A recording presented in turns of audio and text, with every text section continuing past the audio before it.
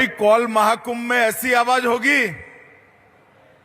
मोदी जी आज मेघालय में है, वहां तक आवाज जानी चाहिए। मेरे साथ सभी लोग हाथ उठाइए, फिर से मध्य प्रदेश में भाजपा सरकार बनाने के संकल्प की मुट्ठी भींचिए और प्रचंड आवाज से बोलिए, भारत माता की, भारत माता की। मित्रों, शिवराज जी ने बहुत लंबी बात करी है, मुझे कोई लंबी बात नहीं करनी है। आज एक बहुत बड़ा दिन है, सबरी जयंती है। एक जनजाति मां अपनी भक्ति से युगों युगों तक, राम भक्ति से युगों युगों तक लोगों के लिए प्रेरणा बन जाए, ऐसा जीवन और ऐसी भक्ति सबरी मां की थी। हम सभी उनको प्रणाम कर कर आज जयंती पर उनको याद करते हैं। मैं जब यहां आया हूं तब मां शारदा की इस पवित्र भूमि को भी प्रणाम करना चाहता हूं। मां की इस भूमि पर मैं मेरे जीवन में तीसरी बार आया हूं। जब जब भी आया नई ऊर्जा और चेतना लेकर गया हूं, और ये मां समग्र विश्व का कल्याण करने वाली मां है। और आप सभी लोग सौभाग्यशाली है कि इनके सानिध्य में आपको रहने का मौका मिला है। मित्रों, आज करोड़ों रुपये के शिलान्यास और लोकार्पण शिवराज जी ने मेरे हाथों से कराए हैं। 70 निर्माण कार्य, 507 करोड़ के शिलान्यास, 26 करोड़ के छोटे छोटे कामों का लोकार्पण। और आज मैं मन से शिवराज जी को और भाजपा सरकार को बधाई देना चाहता हूं कि आपकी सभी जरूरियातों को समझकर ढेर सारे भाजपा सरकार के संकल्प हमारे मुख्यमंत्री शिवराज सिंह ने कौल जाति और आदिवासी भाइयों बहनों के लिए लिए। मैं पहले जबलपुर आया तब उन्होंने 14 घोषणाएं करी थी। मुझे लगता था मेरी उपस्थिति में मुझसे शिवराज जी घोषणाएं करा रहे हैं, पूरी नहीं होगी तो मध्य प्रदेश के ट्राइबल भाई बहन मुझे पकड़ेंगे। मगर आज उन्होंने हिसाब दे दिया, 14 की 14 घोषणाएं समाप्त हो चुकी हैं। और मित्रों, यही भारतीय जनता पार्टी की पहचान है। अंत्योदय, समाज के गरीब से गरीब व्यक्ति को समाज में सम्मान के साथ जीने का रास्ता लेकर जाना, ये हमारी सरकारों का संकल्प होता है। जब आपने मोदी जी की पहली बार सरकार बनाई 2014 के अंदर, तब मोदी जी ने पहले भाषण में कहा था कि मेरी सरकार आदिवासियों की सरकार है, दलितों की सरकार है, पिछड़ों की सरकार है और गरीबों की सरकार है। दुनिया भर में एक संदेश सरकार की प्राथमिकताओं के लिए मोदी जी ने भेज दिया था। और आज 9 साल बाद पीछे मुड़कर देखते हैं तो मोदी जी ने अपने बोली हुई एक एक बात को न केवल सच साबित किया, इसको जमीन पर उतारने का काम किया है। एक जमाना था, कांग्रेस की सरकार थी, गरीबों के घर में शौचालय नहीं था। मोदी जी की सरकार ने 10 करोड़ गरीबों के घर में शौचालय बनाए। इसमें सबसे ज्यादा शौचालय मेरे आदिवासी भाइयों बहनों के घर में हुए, अनुसूचित जाति के घर में हुए। 3 करोड़ लोगों को घर दिया, घर में बिजली पहुंचाई, घर में गैस का सिलेंडर पहुंचाया, 5 लाख तक का पूरा स्वास्थ्य का खर्चा फ्री ऑफ कॉस्ट कर दिया। और अब मुझे बताओ भाई, सभी लोग, कोरोना का दोनों टीका लग चुका है या नहीं लग चुका है? जिनको लगाए हाथ ऊपर करो तो जरा। दोनों टीका लगाए ना? एक पैसा देना पड़ा है।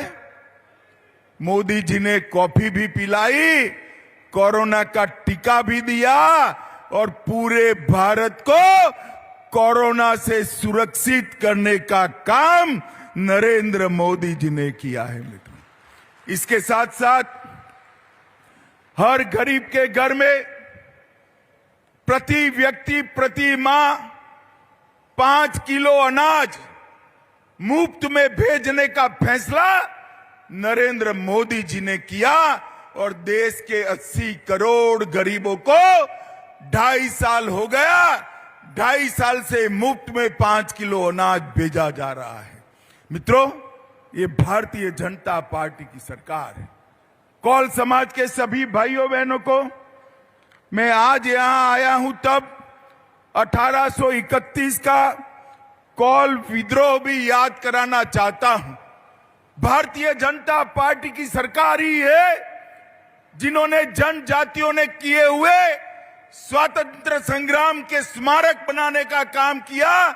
मोदी जी ने 200 करोड़ के खर्चे से देश भर में 10 स्मारक बनाने का निर्णय किया। इसमें हमारा कौल विद्रोह का भी जिक्र सभी स्मारकों में समाहित किया गया है। यहां पर गोंड महारानी दुर्गावती की बहादुरी हो, रानी कमलापति का बलिदान हो, अमर सेनानी बुद्धू भगत, जोवा भगत, मादारा महतो, इनकी बात हो, ये सभी को हमारी मध्य प्रदेश सरकार ने, शिवराज जी ने कहीं न कहीं जोड़कर याद रखने का काम हमने किया है।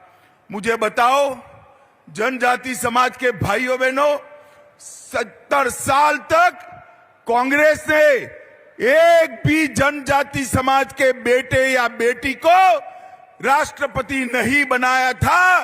नरेंद्र भाई ने एक गरीब आदिवासी की बेटी श्रीमती द्रौपदी मुर्मू को राष्ट्रपति बनाकर समग्र जनजाति समाज का सम्मान करने का काम किया है।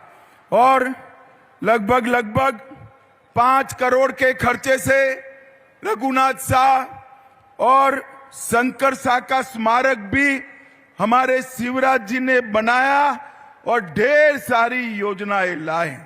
मित्रों, नरेंद्र मोदी सरकार आदिवासियों के लिए, अनुसूचित जनजाति के लिए बजट का परिव्यय कांग्रेस की सरकार में 24,000 करोड़ था। मेरी बात ध्यान से सुनना, कांग्रेस की सरकार पूरे देश में 24,000 करोड़ रुपया खर्च करती थी।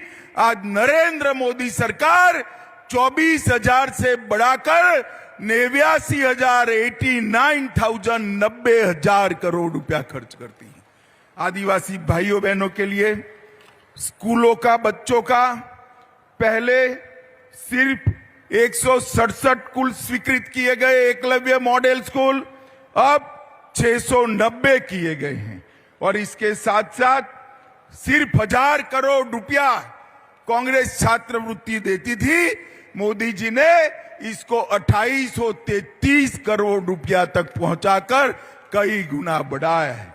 मित्रों, मैं ज्यादा बात नहीं करना चाहता।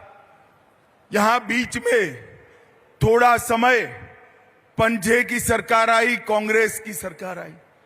शिवराज जी ने, भाजपा सरकार ने जितने भी गरीबों के, जनजाति के काम शुरू किए थे, कांग्रेस सरकार ने सारे रोक दिए।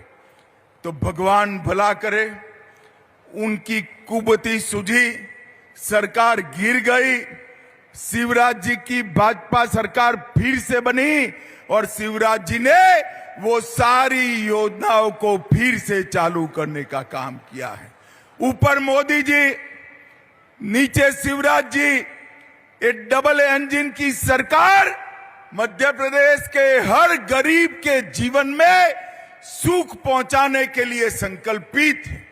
मैं आज यहां आया हूं एक मेडिकल कॉलेज के उद्घाटन के लिए और आपके दर्शन करने के लिए, परंतु साथ में मैं कहना जरूर चाहूंगा, इसी वर्ष में चुनाव आने वाला है। चुनाव में भारतीय जनता पार्टी की सरकार को फिर से बनाना है। मुझे बताइए, सभी लोग भाजपा सरकार चुनेंगे क्या? अरे जोर से बोलिए, चुनेंगे क्या? कमल के निशान पर बटन दबाएंगे? मोदी जी के हाथ मजबूत करेंगे? मध्य प्रदेश में फिर से भाजपा सरकार लाएंगे? तो मेरे साथ दोनों हाथ उठाइए, उठाइए दोनों हाथ। और आज शिवराज जी ने बहुत सारी घोषणाएं की है, उनका धन्यवाद करके जोर से भारत माता का जयकारा लगाइए। बोलिए भारत माता की, भारत माता की, वंदे वंदे वंदे। बहुत बहुत धन्यवाद। माननीय केंद्रीय गृह एवं सहकारिता मंत्री श्री अमित शाह जी कार्यक्रम के मुख्य अतिथि। अब माननीय केंद्रीय गृह मंत्री जी तथा माननीय मुख्यमंत्री जी से विनम्र आग्रह है कि आप अपने करकमलों से हितग्राहियों के हित लाभों का वितरण करें।